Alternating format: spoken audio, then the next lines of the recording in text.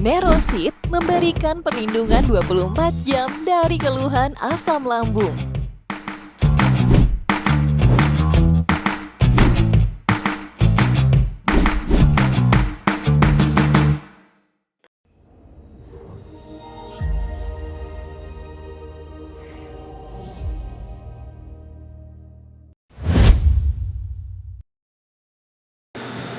Bismillahirrahmanirrahim. Assalamualaikum warahmatullahi wabarakatuh. Alhamdulillah wassalatu wassalamu ala rasulillah wa ala alihi wa sahbihi wa mawalah wa la hawla wa la quwata illa billahi wa ba'd. Alhamdulillah, di pagi ini kembali kita bisa duduk di Masjid Nurul Hidayah. Salawat dan juga salam kita hadiahkan kepada Rasul kita Nabi besar Muhammad sallallahu alaihi wasallam. Kita lanjutkan kajian kita, masih membahas kitab Umdatul Ahkam, dan kita masuk pada hadis ke-18. Kita baca hadisnya. An Abdullah bin Abbas radhiyallahu anhu qala marra an-nabiy sallallahu alaihi wasallam bi qabraini faqala innahuma la yu'adzabani wa ma yu'adzabani fi kabirin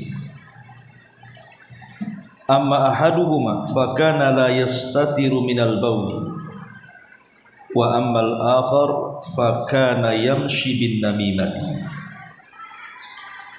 fa akhadha jaridatan ratbatan fashaqqaha nisfaini fagharaza fi kulli qabrin wahidatan faqalu ya Rasulullah lima fa'alta hadha qala la'allahu yukhaffafu anhuma ma lam yaybisa. Dari Abdullah bin Abbas radhiyallahu anhuma, dia mengatakan, Nabi bersabda. Jadi kata beliau, Nabi sallallahu alaihi wasallam pernah melewati dua buah kuburan. Beliau lantas bersabda, dua orang penghuni kubur ini sedang disiksa. Maksudnya disiksa kubur. Keduanya disiksa lantaran perkara yang mereka sangka bukan dosa besar, padahal dosa besar. Salah seorang di antara keduanya tidak bertabir ketika kencing atau tidak menjaga air kencingnya. Sedangkan yang satunya lagi adalah orang yang suka mengadu domba. Dalam riwayat berghibah. Lantas Nabi SAW mengambil pelepah kurma yang masih basah dan membelahnya menjadi dua bagian. Lalu beliau menancapkan di masing-masing kubur tersebut satu belahan. Para sahabat pun heran dan bertanya, wahai Rasul, kenapa anda melakukan hal itu? Maka Rasul mengatakan, semoga ini bisa meringankan siksa yang menimpa keduanya selama kedua belah pelepah itu belum kering alias basah. Ma'asyiral muslimat yang dimuliakan Allah Azza wa Jalla, hadis ini dicantumkan oleh pengarang, dimasukkan dalam bab adab dalam istinja ataupun buang hajat, dari kalimat fakana la yastatiru minal bauli, di mana salah satu orang yang terkena azab kubur itu mereka tidak memelihara saat kencing, dengan tidak menabiri dirinya dari orang lain sehingga dikhawatirkan tertampak aurat, atau dalam riwayat dia tidak cebok. Artinya habis kencing ya sudah. Mungkin bagi wanita agak risih ya, tapi bagi laki-laki yang mereka tidak paham hukumnya, biasa saja mereka kencing sudah nggak pernah ada cebok gitu ya. Padahal ini dosa besar yang disangka dosa kecil. Ma'asyiral muslimat yang dimuliakan Allah Azza wa Jalla, baik kita kembangkan hadis ini. Hadis ini berbicara kepada kita tentang alam kubur. Hadis ini bicara tentang alam kubur, di mana salah satu keimanan yang wajib kita imani adalah kehidupan setelah kematian, alias alam barzah dan hari akhir. Karena manusia itu kan akan bermarhalah menjadi 4 alam.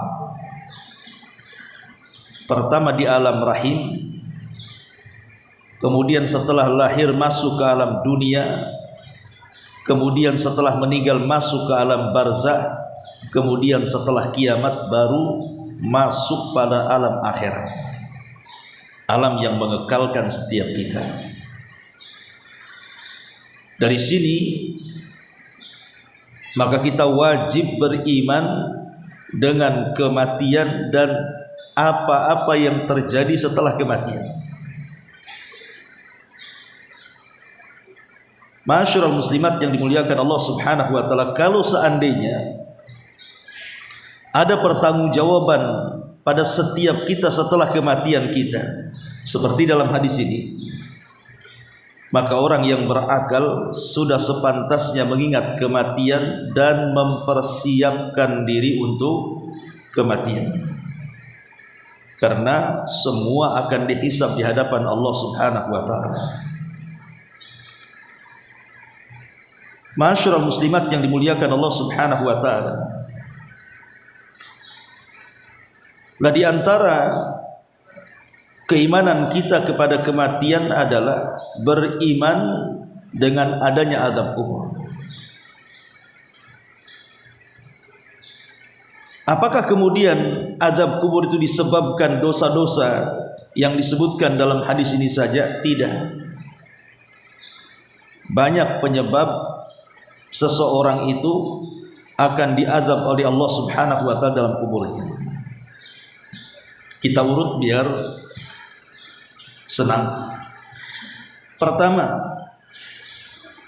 kekufuran kepada Allah Subhanahu wa taala. Dan ini digambarkan di dalam surah Ghafir ayat 46. Ketika Allah Subhanahu wa taala menceritakan tentang Fir'aun dan orang-orang yang kufur dengan Nabi Musa dan ikut Fir'aun. Allah Subhanahu wa taala mengatakan dalam surah Ghafir 46, "An-naru yu'raduna 'alaiha ghuduwan wa 'ashiyyan. Wa yauma taqumus sa'atu adkhilu ala fir'auna asyaddal adzab." Kepada mereka akan ditampakkan neraka pada pagi dan petang, dan ini bagian azab kubur. Jadi azab kubur itu salah satunya dengan ditampakkan neraka siang dan malam, bahwa engkau akan masuk di situ, engkau akan masuk di situ. Dan itu yang terjadi dengan Fir'aun dan kaumnya. Makanya Allah mengatakan kepada mereka ditampakkan neraka pagi dan petang, dan pada hari terjadinya kiamat maka akan dikatakan kepada mereka, masuklah wahai Fir'aun dan kaummu ke dalam azab yang sangat keras. Yang kedua, kesyirikan kepada Allah Subhanahu wa taala. Orang yang melakukan kesyirikan kepada Allah Subhanahu wa taala. Disebutkan dalam hadis Zaid bin Thabit radhiyallahu anhu, bainama Nabi sallallahu alaihi wasallam fi haid li Bani Najjar ala baglatin lahu wa nahnu ma'ahu id ja'at bihi fakadat tulqihi fa idza akburun sittatun aw khamsatun aw arba'atun. Faqala man ya'rifu ashab hadhil akburi. Faqala rajulun ana. Qala famata mata haula. Qala matu fil isyraq. Qala inna hadhihi al ummah tubtala fi kuburihim falaula alla tudafinu la da'awtu Allah an yusmi'akum min adzabil qabri alladhi asma'u min. Thumma aqbala alaina biwajhihi faqala ta'awwadhu billahi min adzabin nar. Rawahu Muslim. Ketika Nabi SAW lewat di salah satu dinding dari Bani Najjar dengan keledai yang ditumpanginya, sementara kami, kata Zaid, bersama beliau, tiba-tiba dia oleng, membuatnya terhempas, terlempar. Ternyata di sana ada 6 atau 5 atau 4 kuburan. Kemudian Nabi SAW bertanya, siapa yang mengetahui kuburan orang-orang ini? Maka seseorang menjawab, saya wahai Rasul. Beliau bertanya, kapan mereka meninggal dunia? Dia menjawab, mereka mati dalam kesyirikan ya Rasulullah. Maka beliau bersabda, sungguh umat ini diuji dalam kuburnya. Kalau sekiranya kalian tidak saling menguburkan mayat, saya akan berdoa kepada Allah agar kalian dapat mendengar siksa kubur seperti yang saya dengar hari ini. Kemudian beliau menghadap wajahnya kepada kami dan bersabda, berlindunglah kalian dari siksa neraka. Lihat bagaimana Nabi SAW ketika dia terjatuh dari unta karena untanya oleng, tiba-tiba ketika di tanah kok banyak kuburan di situ. Rasul bertanya, ini kuburan siapa? Kapan matinya? Maka para sahabat mengatakan, itu kuburan orang-orang musyrik. Orang-orang musyrik dulu, inilah kuburannya. Maka kata Rasulullah, beliau mengatakan, sungguh umat ini diuji dalam kuburannya. Kalaulah sekiranya kalian tidak saling menguburkan sesama kalian, tentu aku akan berdoa kepada Allah agar Allah memperdengarkan azab mereka. Azab orang-orang yang melakukan kesyirikan itu. Menunjukkan bahwa kesyirikan itu salah satu penyebab datangnya azab kubur. Ini yang kedua. Kemudian yang ketiga, nifaq. Orang-orang yang memiliki sifat nifaq, kemunafikan. Allah Subhanahu wa taala mengatakan dalam surah At-Taubah ayat 101, wa mimman haulakum minal a'rab munafiquna wa min ahlil madinati maradu 'alan nifaq la ta'lamuhum nahnu na'lamuhum sanu'adzibuhum marrataini thumma yuradduna ila adzabin 'adzim. Allah berfirman dalam surah At-Taubah 101, di antara orang-orang Arab Badui itu yang di sekelilingmu ada orang-orang munafik, dan juga di antara penduduk Madinah mereka keterlaluan dalam kemunafikannya. Kamu wahai Muhammad tidak mengetahui mereka, tetapi kamilah yang mengetahui mereka. Nanti mereka akan kami azab 2 kali, kemudian mereka akan dikembalikan kepada azab yang lebih besar. Masyarul muslimat yang dimuliakan Allah Subhanahu wa taala, di sini Allah Subhanahu wa taala mengatakan kalimat sanu'adzibuhum marrataini. Mereka akan diazab 2 kali. Maksudnya adalah azab 2 kali itu, yang pertama azab dunia dan yang kedua azab di dalam kuburnya. Di mana menurut para ulama tafsir, seperti yang dikatakan oleh Qatadah dan Rabi ibn Anas rahimahumullahu ta'ala, bahwa yang dimaksud sanu'adzibuhum marrataini, azab yang pertama di dunia dan azab yang kedua dalam kuburnya. Berarti di sini kita tahu bahwa kemunafikan itu penyebab datangnya azab kubur. Ini yang ketiga. Yang keempat, orang-orang yang merubah syariat-syariat Allah Subhanahu wa ta'ala. Yang Allah haramkan, boleh jadi mengharamkan yang Allah halalkan, atau membuat-buat yang tidak dibuat Nabi, dan begitu seterusnya. Intinya merubah syariat. Ketika Nabi SAW bicara tentang sosok seorang laki-laki namanya Amr bin Luhai Al-Khuzai, Amr ibnu Amir Al-Khuzai, atau dikenal dengan Amr ibn Luhai Al-Khuzai, itu dari kabilah Khuza'ah. Ketika perang melawan kabilahnya Nabi Ismail, Jurhum kalah. Akhirnya Mekah dan sekitarnya dikuasai Khuza'ah, dan suku Jurhum kembali ke Yaman.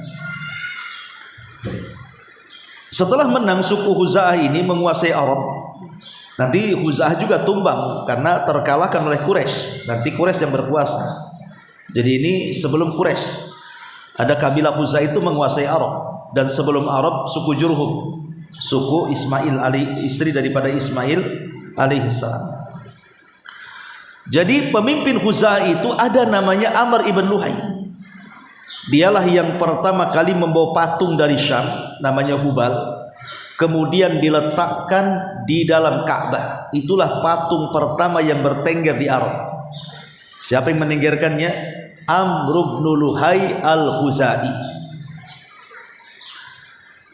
Karena sebelumnya Mekah itu mereka semua ajarannya Ismail dan Ibrahim, artinya mentauhidkan Allah. Tapi setelah berlalunya jauh daripada zaman para nabi, apalagi kemudian kabilah Jurhum sendiri sudah terusir karena kalah dengan Khuza'ah, maka kesyirikan mulai menyebar. Lah yang pertama kali menyebar kesyirikan di jazirah Arab setelah Ibrahim adalah Amr ibn Luhai Al-Khuzai namanya. Nabi SAW pernah bermimpi tentang Amr ibn Luhai ini. Apa kata Rasul? Inni ra'aitu Amr ibn Amir Al-Khuzai yajurru qasbahu fin nari kana awal man sayyaba syawaib. Kata Rasul, saya melihat Amr ibn Luhai Al-Khuzai menyeret ususnya di neraka, terburai ususnya di neraka. Dia adalah orang yang pertama kali merubah-rubah agama Ibrahim.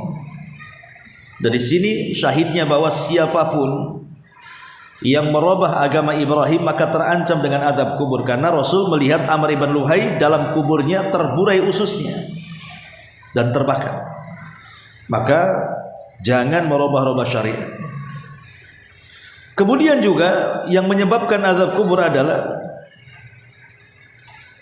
seseorang suka ghibah, menggunjing. Dan ini kerjanya ibu-ibu nih, ghibahnya. Ya, niatnya kumpul untuk arisannya 5 menit, ghibahnya 2 jam. Itu yang terjadi. Jadi Nabi SAW ketika menyebutkan hadis yang kita baca ini, jadi Rasul lewat di sebuah kuburan, kemudian Rasul mendengar dengan mukjizatnya orang yang dalam kubur itu disiksa. Kemudian Rasul mengatakan tidaklah keduanya disiksa dengan dosa yang mereka anggap bukan dosa besar. Rupanya dua-duanya dosa besar. Lah salah satunya adalah tidak bersih dari kencing atau tidak menutup tabir saat kencing, dan yang kedua adu domba dalam riwayat ghibah. Dalam riwayat bahwa orang yang disiksa, yang diletakkan pelepah kurma oleh Rasul di atas kuburannya itu dosanya karena ghibah. Dari sini kita tahu bahwa ghibah itu adalah penyebab datangnya azab kubur. Maka jangan suka ghibah. Kemudian yang selanjutnya al-kadzib, berbohong atau berdusta. Karena Nabi SAW dalam hadis Samurah bin Jundub yang panjang sekali hadis itu, Rasul kan diperlihatkan saat tidur tiba-tiba ada 2 malaikat kemudian membawa dia ke tempat di mana orang-orang sedang diazab kubur di situ. Lah salah satunya Nabi SAW melihat ada orang yang kemudian sedang diiris mulutnya sampai ke tengkuknya dengan pisau yang bengkok. Jadi pisau bengkok itu dimasukkan ke mulutnya, kemudian diseret sampai tengkuknya sini. Kemudian setelah robek dari sini ke tengkuk, giliran sebelah kiri, kemudian dirobek. Ketika sebelah kiri robek, di sini sudah sembuh. Kemudian dirobek lagi, di sini sudah sembuh. Asli begitu saja. Ya. Jadi Nabi SAW bertanya, hadis ini dikeluarkan Imam Bukhari, ada apa dengan orang itu? Kok seperti itu siksanya? Maka kemudian malaikat Jibril alaihi salam memberitahu tentang siksa orang itu. Kata dia, innahur rajul yagdu min baitihi fayakdzib al-kidbata tablughul afaq. Seseorang yang keluar dari rumahnya membawa kedustaan dan kedustaannya melambung sampai ufuk. Apa maknanya kedustaan melambung sampai ufuk di sini? Maknanya kedustaannya itu yang korbannya itu bukan satu orang, tapi bisa ratusan bahkan ribuan orang karena kedustaannya menjadi korban dustanya dia. Di zaman dulu orang kalau menyebarkan gosip isu mungkin agak sulit, tapi di zaman sekarang kan sudah ada media ini. Kalau kita buat berita ditonton jutaan mungkin, karena semua orang pegang handphone, semua orang bisa mengakses. Makanya kemudian hadis ini baru kita pahami hari ini, bahwa yang dimaksud kedustaan sampai membumbung ke ufuk ya seperti ini. Kita buat dusta langsung dikonsumsi orang ramai begitu. Nah ini salah satu penyebab azab kubur. Naudzubillah. Kemudian juga salah satu penyebab azab kubur disebutkan juga riba. Itu terdapat masih dalam hadis Samurah bin Jundab juga, ketika Nabi SAW melihat atau diperlihatkan sungai yang berwarna merah atau sungai darah. Tiba-tiba di tengah itu ada orang berenang, tidak pernah ke pinggir, berenang di tengah saja. Coba bayangkan ibu, kalau berenang kelamaan kan bisa kram juga kaki itu, bisa habis juga oksigen kan, masih kelelep saja. Lah ada orang yang seperti disiksa, tidak bisa ke pinggir, berenang terus. Kenapa mereka tidak mau ke pinggir? Sebab di pinggir itu sudah ada para malaikat dengan batu-batu di tangannya. Setiap dia ke pinggir maka mulutnya akan dibuka dan akan dijejelkan batu ke dalamnya, sehingga serba salah mereka. Mau ke pinggir salah, di tengah juga salah, kecapean. Makanya Nabi SAW kemudian bertanya, itu azab apa orang kayak gitu? Kok siksanya kayak gitu banget gitu ya? Maka Nabi SAW mengatakan, Jibril mengatakan, fa innahu akilur riba, orang itu pemakan riba katanya. Naudzubillah. Ya, jadi riba itu salah satu mengundang azab kubur. Kemudian yang selanjutnya zina, dan itu masih dalam hadis Samurah bin Jundab tadi, di mana Nabi SAW diperlihatkan satu kuali besar. Kemudian di situ ada orang yang terpanggang dalam kuali itu, menjerit-jerit dan berteriak-teriak dengan suara yang sangat kencang kesakitan. Rupanya di dalamnya ada wanita dan laki-laki telanjang yang sedang digoreng. Kemudian Rasulullah SAW bertanya, apa dosanya wahai Rasul orang itu? Maka Rasul mengatakan, mereka adalah orang-orang yang berzina, laki-laki yang berzina dan wanita yang berzina. Kemudian juga di antara yang menyebabkan azab kubur, orang-orang yang mereka pandai menyeru kebaikan tapi tidak pernah melaksanakan. Salat, dia sendiri tak salat. Puasalah, dia sendiri tak puasa. Kapan kau haji? Kau kaya pun tak haji. Jadi ada orang-orang itu yang pandai ngomong tapi tidak pandai melakukan. Ngajak orang baik tapi dia tidak baik. Maka itu pun dijelaskan dalam hadis Anas ibn Malik radhiyallahu an. Nabi SAW mengatakan, ra'aitu lailatal isra, ra'aitu lailatan usriyabi rijalan tuqradu shifahuhum bimaqaridi min nar. Saat melakukan Isra Mi'raj, kata Rasul, saya melihat beberapa orang yang mulutnya dipotong-potong dengan gunting api. Jadi lidahnya itu keluar, kemudian dipotong-potong sama gunting api. Naudzubillah. Fakultu, aku katakan, kata Rasul, Man haula ya Jibril? Siapa mereka itu? Apa dosanya? Maka Rasulullah SAW mengatakan, al-khutaba'u min ummatik ya'muruna an-nasa bil birri wa yansawna anfusahum wa hum yasluna al-kitab afala ya'qilun. Kata Jibril, mereka adalah umatmu yang memerintahkan orang-orang melakukan kebaikan tapi mereka melupakan diri mereka sendiri, padahal mereka membaca Al-Quran. Apakah mereka tidak berpikir?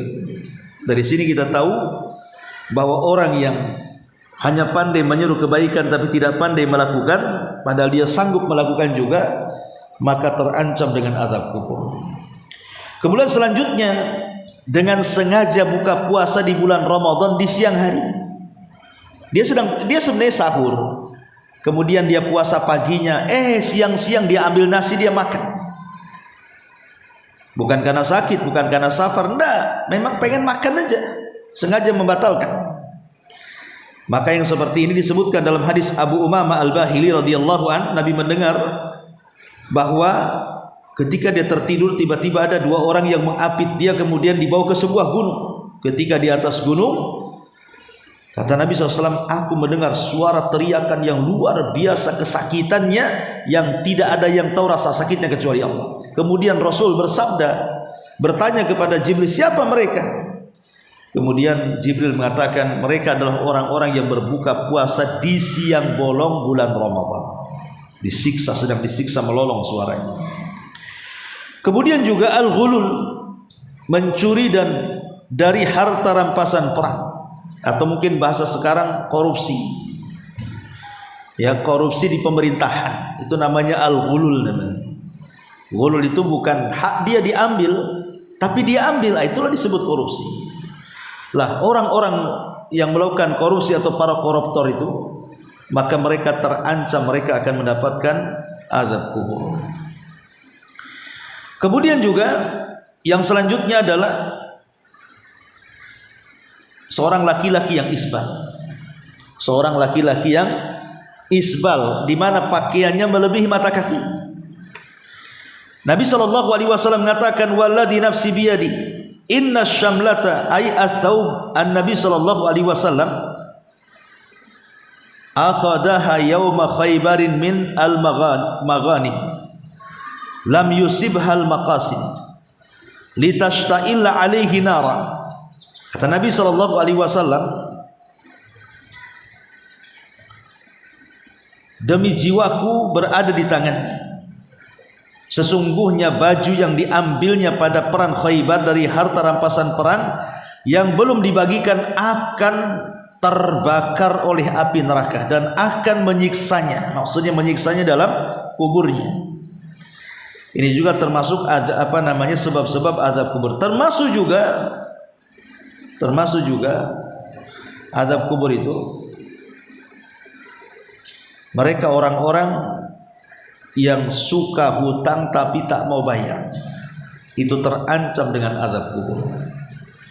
Jangankan terancam dengan azab kubur, para syuhada itu, kalau seandainya nanti pada hari kiamat harusnya mereka masuk surga tapi tertahan karena hutangnya. Tertahan karena hutangnya. Coba bayangkan hutang ini menahan para syuhada, tidak bisa masuk surga karena terkena hutang. Dan harus dibayar, kalau tidak dia tidak akan masuk surga. Jadi hutang ini juga kalau tak bayar, ini salah satu penyebab azab kubur. Ma'asyiral muslimat yang dimuliakan Allah Azza wa Jalla, termasuk juga an-niyahah. Niyahah itu apa, Bu? Seseorang yang ditinggal meninggal orang yang dicintainya, kemudian dia mengucapkan kalimat-kalimat seolah-olah tidak percaya dengan takdir Allah. Kadang-kadang memukul pipi, memukul paha, guling-guling, mengambil gunting, macam-macam lah perlakuan niyahah itu. Lah itu akan mengakibatkan azab kubur bagi keluarganya. Kata Nabi SAW dalam hadis bahwa innal mayyita yu'adzab bi ba'di bukai ahlihi alaihi. Sesungguhnya si mayat itu akan diazab dengan sebagian tangisan keluarganya kepadanya. Apa maksudnya di sini diazab? Apakah diazab fisik? Bukan. Maksud diazab di sini bukan fisiknya, tapi diazab hatinya. Jadi kalau ibu, umpamanya ada anak, orang tua ibu meninggal, kemudian ibu niyahah, itu orang tuanya akan tersiksa dalam kuburannya karena niyahah kita sebagai anak kepada dia. Dan ingat bahwa siksa hati itu lebih berat dibandingkan siksa badan. Ya kan Bu, siksa hati dengan siksa badan itu masih berat siksa hati. Kehidupan dunia aja sama gitu. Ibu kalau capek badan beli jamu, minum, tidur, besoknya udah sembuh. Tapi ibu kalau sakit hati tidak mungkin juga minum Baiklin besoknya sembuh. Ya, nggak mungkin bersih hati itu. Sampai betul-betul membutuhkan waktu yang lama, penyesuaian, baru kemudian sedikit demi sedikit hilang tuh penyakit hati. Jadi memang penyakit hati seperti itu. Jadi orang yang terserang hatinya itu lebih bahaya dibandingkan yang terserang badannya. Lah orang yang sudah meninggal kalau ditangisi orang hidup, maka dia hakikatnya menyerang hatinya tuh, sehingga dia tersiksa dalam kuburannya. Nah, inilah diantara penyebab azab kubur. Lah termasuk juga di sini orang yang mereka berjalan dengan namimah, atau orang yang mereka tidak cebok atau tidak membuat tabir saat buang hajat ataupun buang hajat kecil atau hajat besar. Masyaallah muslimat yang dimuliakan Allah Azza wa Jalla. Adapun tentang bagaimana caranya supaya kita terhindar dari fitnah dan azab kubur ini, pertama tentu berdoa. Berdoa kepada Allah agar kita dijauhkan dari azab kubur, dan itu dianjurkan di dalam Islam, terutama ketika ibu sedang sholat wajib pada tasawuf yang terakhir setelah membaca sholawat, tahiyat, syahadat, sholawat, baru membaca 4 perlindungan. Lah salah satu dari 4 perlindungan itu berlindung dari azab kubur. Ini yang pertama, berdoa kepada Allah supaya kita tidak terkena azab kubur. Yang kedua, orang yang mati syahid, ketika ditanya, ya Rasulullah, kenapa orang yang mati syahid mereka tidak ditanya, tidak diuji? Maka Rasul mengatakan, kafa bi barikatis suyuf ala ra'sihi fitnah. Cukuplah kilatan pedang yang selalu mengancam kepalanya itu menjadi fitnah di dunia, masa difitnah lagi di akhirat. Nah, ini orang mati syahid maka terhindar dari azab kubur. Kemudian yang ketiga, orang yang gugur ketika bertugas menjaga di perbatasan. Kalau tadi kan di pertempuran, ini di perbatasan negara Islam, negara kafir, kita jaga tengah-tengah supaya tidak dicaplok, ya. Kalau seandainya Allah Subhanahu wa taala takdirkan dia meninggal saat melakukan penjagaan di perbatasan itu, karena rawan, penjaga di perbatasan itu rawan, karena bisa saja diserangkan itu. Makanya hadiahnya mereka tidak akan mendapatkan azab kubur. Kemudian yang keempat, seseorang yang meninggal di hari Jumat, itu kalau orang baik ya, kalau dia orang baik Allah pilihkan meninggalnya di hari Jumat, insya Allah dia husnul khotimah. Tapi kalau orang jahat meninggal di hari Jumat, bukan tanda husnul khotimah ya. Karena Rasul mengatakan, ma min muslim yamutu yaumal jum'ah aw lailatal jum'ah illa waqahullahu fitnatal qabri. Setiap muslim yang meninggal pada hari Jumat akan dijaga oleh Allah dari fitnah kubur. Dan ini menunjukkan bahwa kemuliaan hari Jumat. Kemudian juga yang kelima, seseorang yang meninggal karena sakit perut. Sakit kali perutnya, tiba-tiba meninggal dengan sebab itu.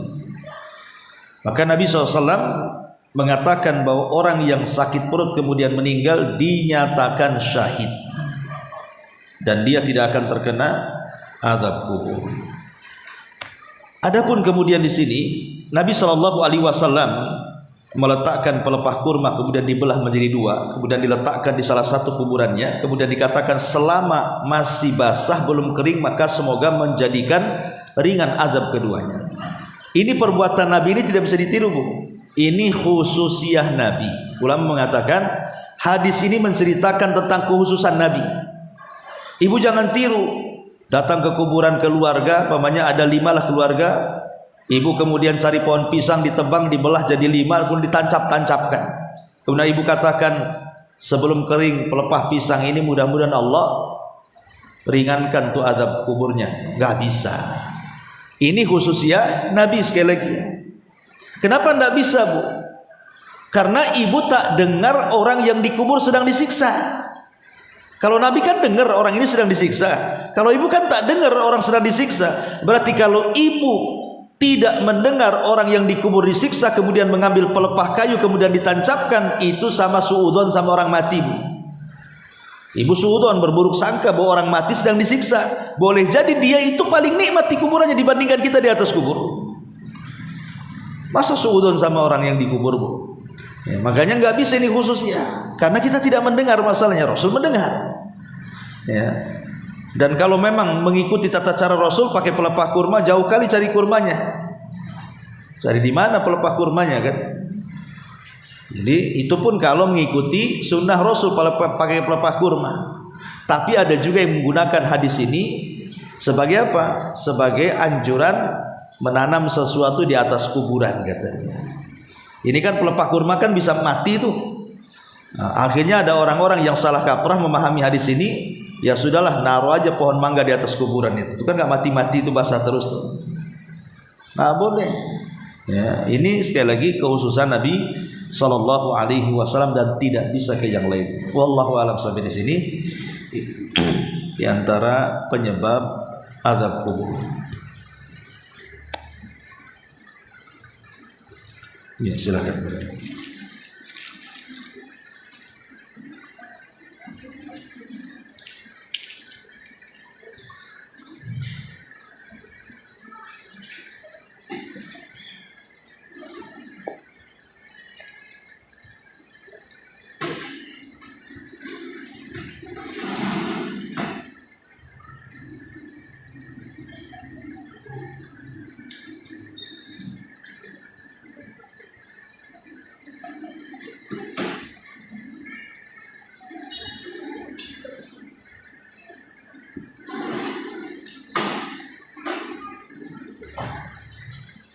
Ustaz, Ya. jadi paling pertanyaan ini, dia punya saudara yang tidak bisa, belum bisa bacaan surat itu, dia surat belum bisa Ustaz. Di usia 50 tahun. Jadi katanya apa yang harus dilakukan? Dia mu'alaf atau muslim? Muslim. Muslim tapi tidak pernah belajar sholat. Iya, sepertinya. Jadi kesulitan untuk menghafal. Jadi bagaimana dengan caranya untuk sholatnya Ustaz? Iya. Alhamdulillah, itulah terkadang hidayah itu milik Allah Subhanahu wa taala. Jangan sampai kemudian sudah tua baru kepikir pengen sholat. Tapi oke lah, Allah masih berikan hidayah kepada orang-orang yang sudah tua itu masih pengen sholat. Tapi masalahnya ketika dia tidak belajar di masa muda, akhirnya bingung pula cara sholat. Maka kalau dia ingin sholat, yang penting itu bacaan Fatihah. Kalau tidak bisa juga bacaan Fatihah, maka cukup takbir, tahlil, tahmid, itu saja baca. Allahu Akbar, Subhanallah, Alhamdulillah, Allahu Akbar. Pokoknya dikir aja. Tapi gerakannya kan dia bisa. Kalau memang dia tidak paham apa yang dibaca, berzikir saja di situ dengan tahmid, takbir, tahlil. Ya, tapi sambil belajar. Sambil belajar. Ini bagi orang yang mu'alaf baru masuk Islam, belum tahu Quran, ya pengen sholat, ya begitu caranya, ajarinya. Pokoknya setiap gerakan dalam sholat baca itu, takbir, tahmid, tasbih, itu ya diulang-ulang. Wallahu a'lam.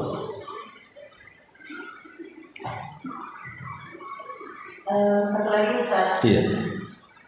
Jadi pernah ketika kajian malam itu Ustaz, ada ketika sholat maghrib ditegakkan, kebetulan kami sedang tidak sholat ya Ustaz.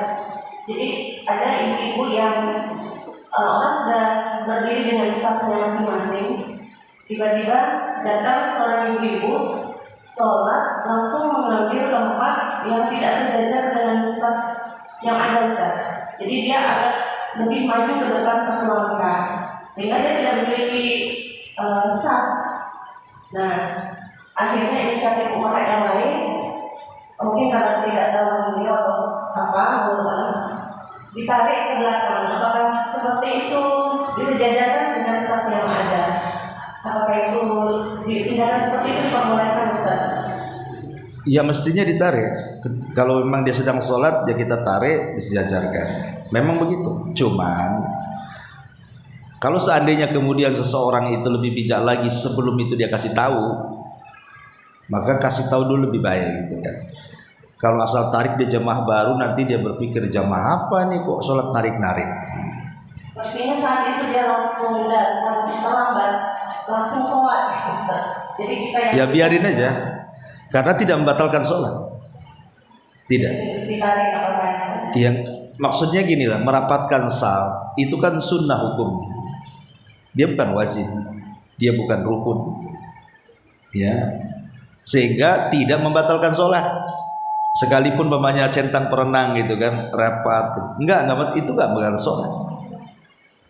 Cuman konsekuensinya adalah Allah akan membuat hati kita berpecah di situ. Tapi dia bukan masuk pada rukun. Lain kalau tidak menghadap kiblat batal, tidak berdiri batal. Itu enggak. Kalau merapatkan saf ini sunnah hukum. Ya. Tapi walaupun sunnah jangan sampai ditinggalkan. Tapi kalau dalam kondisi maksudnya sholat kemudian ditarik gitu ya, ya lihat-lihat orang aja lah. Takutnya tersinggung pula. Yang tadinya mau ngaji di sini akhirnya seumur hidup pula 7 turunan tak mengaji ke sini gara-gara ditarik.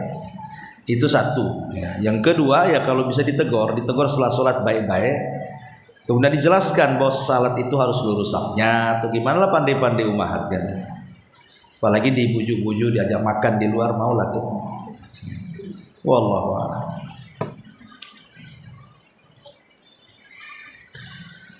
Taib belum ada. Kita tutup. Subhanallah bihamdika asyhadu an la ilaha illa anta astaghfiruka wa atubu ilaik. Intinya bahwa tolong berakhlak kepada Allah. Membahas tafsir dari surah Al-Imran. Lahirlah Imam Muslim, Abi Dawud, Tirmidzi, Ibnu Hibban. Jadi ketika Yunus alaihi salatu wassalam terkena undian itu,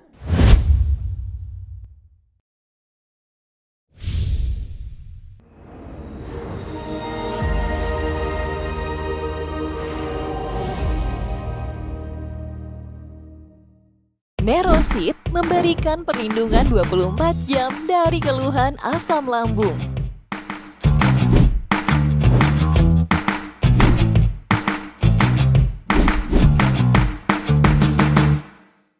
Nerosit memberikan perlindungan 24 jam dari keluhan asam lambung.